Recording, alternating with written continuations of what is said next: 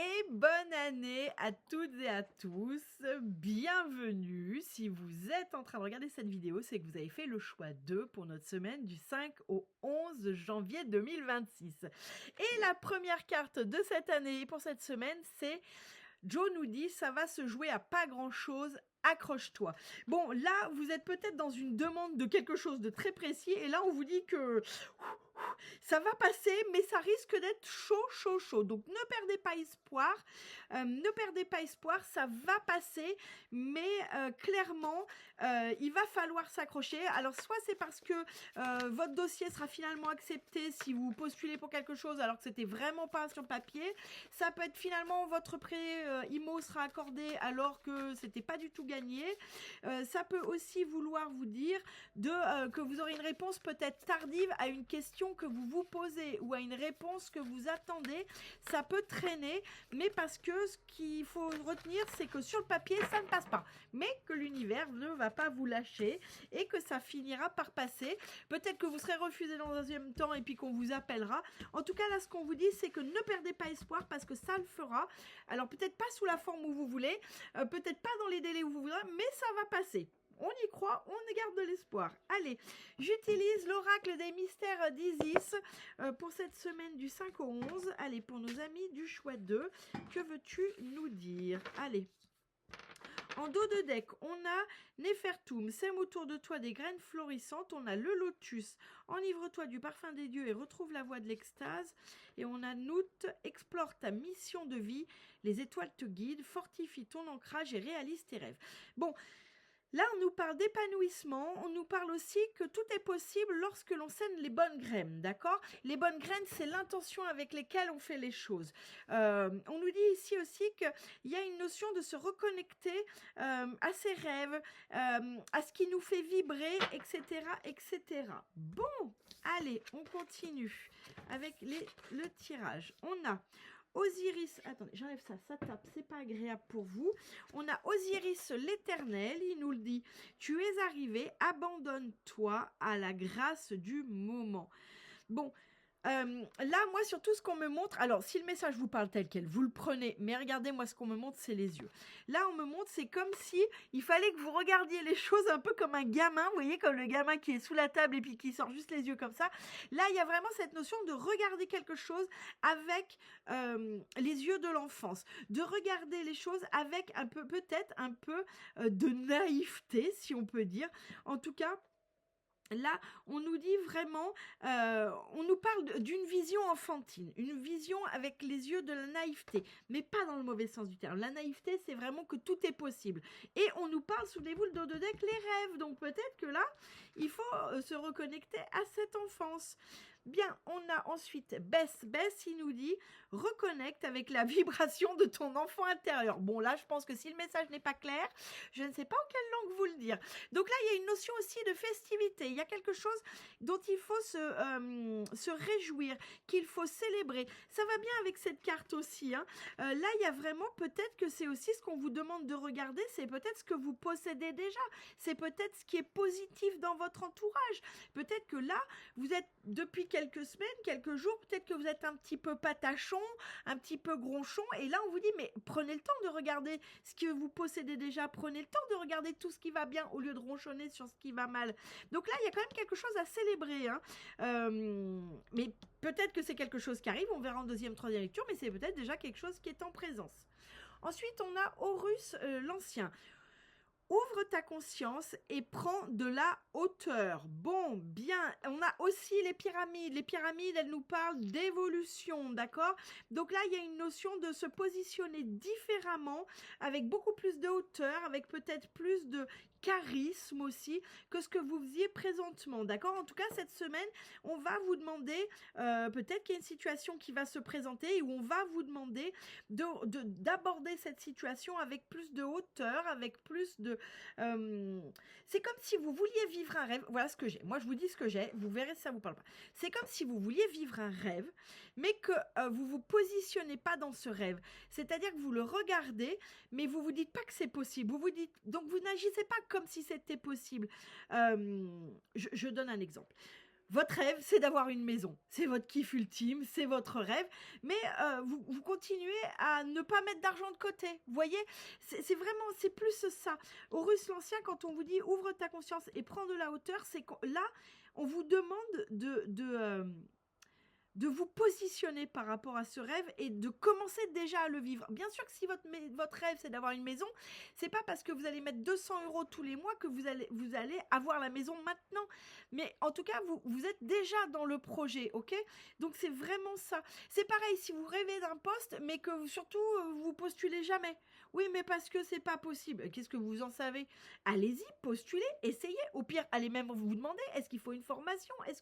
Donc là, on vous demande de prendre de la hauteur et d'être déjà dans vos rêves. On me parle ici qu'il y a vraiment cette notion de mais croyez en vos rêves. C'est possible, mais pour de vrai, il faut vraiment y croire, il faut vraiment mettre les choses en place. Bien. On a ensuite Bastet. Bastet, elle nous dit libère ton corps des émotions engrammées. Bon, là, il y a une notion ici d'eau. Moi, ce que j'ai, c'est qu'ici, il y a un bol d'abondance. Il y a une notion d'un cadeau qui vous est fait. Alors, si le message vous a parlé tel quel, faites-le. Il n'y a pas de souci. Mais moi, comme on me le donne, c'est qu'ici, il y a un bol d'abondance qui vous est fait en cadeau, qui vous est offert. Il y a un cadeau sur cette semaine. Alors, un cadeau, ça peut être une bonne nouvelle, ça peut être matériel, évidemment, ça peut être un petit gain, ça peut être un emploi qui est pour vous, ça peut être une réponse d'un ami que vous attendiez depuis longtemps, ça peut être sous toutes les formes, ça peut être une rencontre, enfin, l'abondance, elle est multiple, hein. Vous aviez besoin de vacances, bon, bah, on vous propose de partir 3 jours entre amis. Bon, vous voyez, ça peut être ça, l'abondance, hein. C'est pas, faut pas forcément toujours voir des trucs dingos, hein. Bien, ensuite, allez, pour la semaine du 5 au 11, pour nos amis du choix 2, que veux-tu nous dire, s'il te plaît, avec l'oracle des météores? Alors, on a consciousness, la libération de conscience, on a la retombée positive, on a la fin de cycle et on a la réussite. Bon, là, il y a ouais, puis on a l'abondance derrière, le changement imminent. Bon, bah pour vous, vous êtes vraiment... là, il y a vraiment quelque chose qui se libère au niveau de votre conscience. Et vraiment, c'est comme si vous lâchiez quelque chose... c'est comme si vous acceptiez quelque chose, que vous libériez quelque chose, et vraiment, ça a une retombée positive qui vous permet de mettre fin à un cycle, d'accord? Donc là, il y a vraiment une libération de cycle, il y a vraiment, il y a un changement dans le trimestre en cours, hein. Il y a quelque chose qui vraiment vient changer, mais c'est un changement couronné de réussite et de succès. Donc vous voyez, le dos de deck, il n'est pas pour tout de suite, mais en tout cas, ça s'enclenche d'ores et déjà. Bien. Alors, là, on a sur ce regard un peu enfantin et sur tu es arrivé, abandonne-toi, on a le lâcher prise. Donc, il y a vraiment une notion ici de s'autoriser, hein. Les deux cartes ensemble, on me dit ici, autorisez-vous peut-être à vouloir vivre les choses comme vous avez envie. Peut-être autorisez-vous à une certaine forme de naïveté. Peut-être autorisez-vous à faire quelque chose dont vous rêvez. Là, ici, il y a une forme de lâcher prise. Il y a, sur cette semaine, il y a une autorisation, mais vous-même avec vous-même. Vous vous autorisez à être peut-être... pardon, excusez-moi, j'ai sursauté, mais il y a des fous qui ont klaxonné fortement. Là, il y a vraiment cette notion de... C'est comme si vous vous autorisiez à être vous-même, mais un peu côté espiègle, vous voyez, cette espièglerie. Bien, bon, sur Bess qui nous parle de reconnecter avec sa vibration de son enfant intérieur, on a dans le mois en cours. Donc là, il va y avoir quelque chose à célébrer, peut-être pas cette semaine, mais dans le mois en cours, et ça va vraiment vous permettre ici de vous réaligner. Il y a vraiment quelque chose qui se célèbre, mais dans le mois en cours. Ça sera peut-être pas cette semaine, ça sera peut-être un peu plus long que ça, mais c'est pas grave parce que c'est déjà en train de se positionner. Peut-être êtes-vous en train de déposer un dossier dans une agence et ça sera accepté dans le mois en cours, ça sera à libérer un CV. Peut-être êtes-vous en train de chatter avec quelqu'un et dans ce mois vous le rencontrez et vous le ou la rencontrez et ça match. Vous voyez, vous adaptez ça à votre vie. Avec Horus l'Ancien, cette notion de prendre de la hauteur, de vraiment vivre son rêve, de commencer à avancer vers son rêve, on a les combats.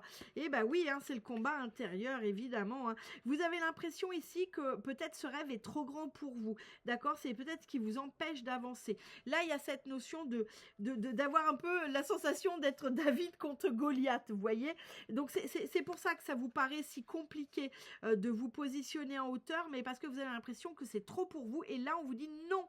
Non, ça c'est vraiment une croyance, que c'est trop pour vous, que c'est trop beau pour vous, que ça va être trop compliqué pour vous. C'est vraiment une croyance, c'est un combat intérieur, ça n'est pas un combat pour de vrai, c'est juste un combat intérieur, cette petite voix qui vous fait croire que c'est trop pour vous, que vous ne pouvez pas y arriver.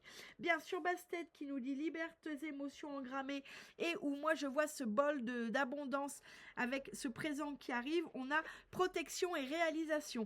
Donc là, vraiment, on a un cadeau qui est protégé, qui arrive vers vous. Il y a une réalisation, il y a un projet qui bouge et qui vient à vous. En tout cas, une abondance qui vient à vous, quelle qu'elle soit cette abondance. Allez, maintenant je continue avec le tarot de Django que vous pouvez retrouver en boutique. Que veux-tu nous dire? Non, on ne veut pas tout tomber les enfants. Que veux-tu nous dire pour cette semaine du 5 au 11 pour nos amis du choix 2? Allez, que veux-tu nous dire pour cette semaine du choix au 11 pour du 5 du choix 2 pour cette semaine du 5 au 11? On va y arriver. Allez, que veux-tu nous dire pour cette semaine du 5 au 11 pour nos amis du choix 2? On a derrière le magicien en dos de deck, la tour, le hiérophante. Ok, bon, on a plein de belles choses. Le magicien, c'est celui qui croit que tout est possible. La tour dans le tarot, c'est la tour qui s'effondre, mais c'est un peu la stratégie. C'est-à-dire que la tour, c'est vraiment ce qui s'effondre au profit de quelque chose, de plus grand. Vous voyez, dans les échecs, des fois, on accepte de sacrifier un pion ou un cavalier, mais parce que derrière, c'est ce qui va nous permettre de faire échec et mat. Donc, la tour, c'est jamais un sacrifice pour rien. Des fois, les choses s'effondrent, mais c'est parce que c'est pour mieux, c'est pour une meilleure construction. Des fois, il faut accepter que ça tombe pour pouvoir reconstruire propre. Le magicien, c'est vraiment celui qui croit que tout est possible. C'est celui qui pense encore que l'on peut changer le plomb en or, et il a raison. Hein. Donc là, vous voyez, amis du choix 2, dans votre jeu, on vous parle vraiment que tout est possible. On vous dit, on essaye de vous reconnecter à vos rêves en vous disant que c'est possible. Et puis, on a le hiérophante. Le hiérophante, c'est le pape, hein, c'est le conseilleur, mais c'est le conseilleur spirituel. Donc là, le hiérophante, ici, c'est aussi votre intuition. C'est écouter ce que votre intuition vient vous dire, en fait. Écoutez ce conseilleur spirituel qui est à l'intérieur de vous, hein, et qui vous dit que, et qui lui vous dit que, bien sûr, tout est possible. Allez, que veux-tu nous dire pour alors, attendez, hop, voilà. Attendez, hop, 2 secondes. Ouais, non, si c'était la bonne. Hop, pardon, parce que j'ai fait un tambouille de cartes. Troisième lecture, vous savez, soit vous la lisez individuellement, ce que je vais faire, et puis après on la rattache. Vous prenez comme ça vous parle. Ici, on a le 5 de coupe. Le 5 de coupe, il nous parle de partage, il nous parle de moments qui nourrissent les émotions, de moments qui nous font du bien, qui nous font plaisir. Mais c'est des moments partagés. Bien. Ici, avec notre notion de se reconnecter, à s'autoriser à être peut-être plus vous-même, là, il y a une notion aussi de peut-être que vous avez besoin sur cette semaine Là, j'ai vraiment la notion que c'est comme si vous aviez besoin d'expérimenter cette autorisation en public, et ce qui va vous permettre de vous rendre compte qu'en fait les gens qui vous aiment, ça va être ok.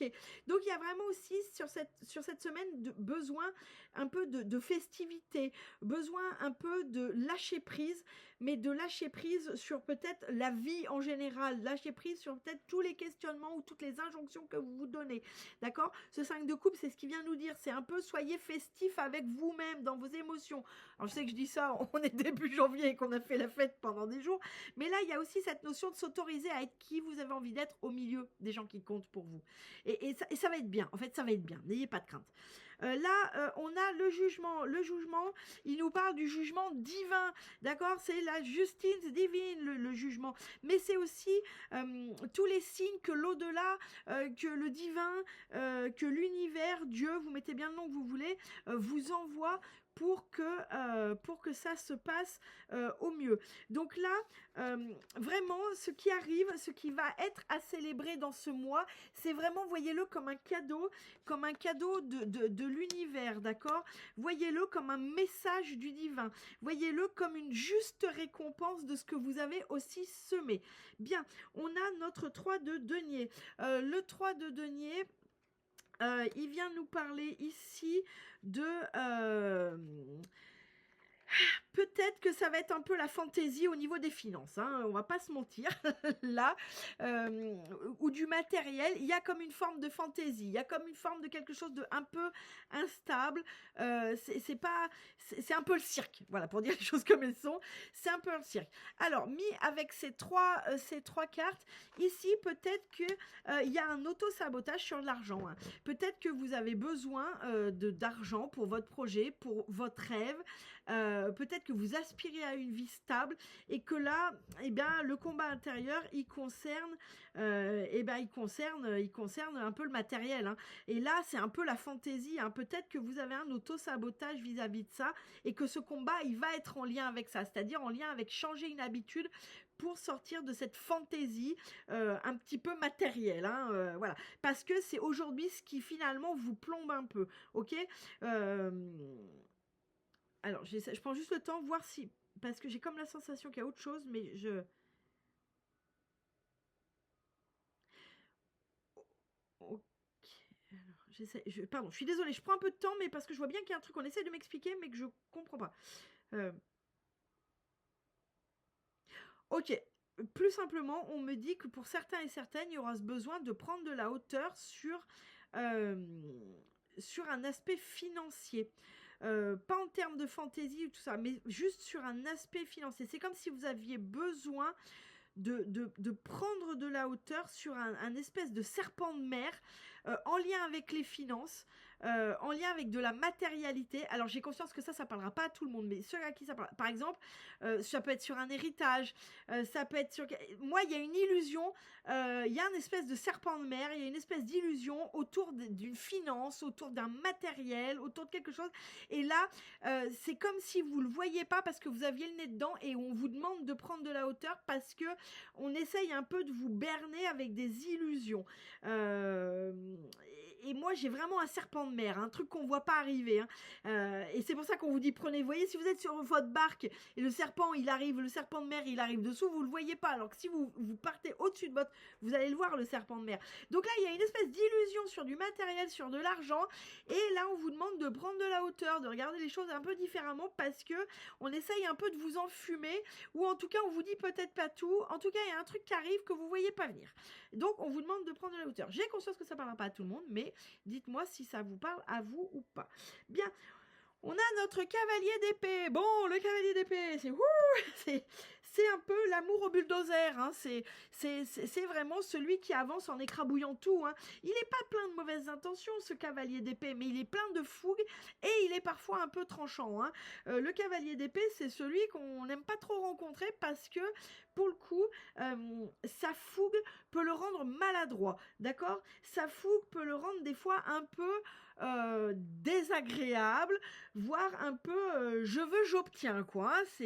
C'est un peu l'orgueil de la jeunesse. Vous voyez, ce cavalier d'épée, c'est celui qui croit que oui, tout est possible, mais qui le fait pas avec le bon positionnement, qui le fait en moi je veux, je force jusqu'à obtenir. D'accord? C'est vraiment ça, le cavalier d'épée.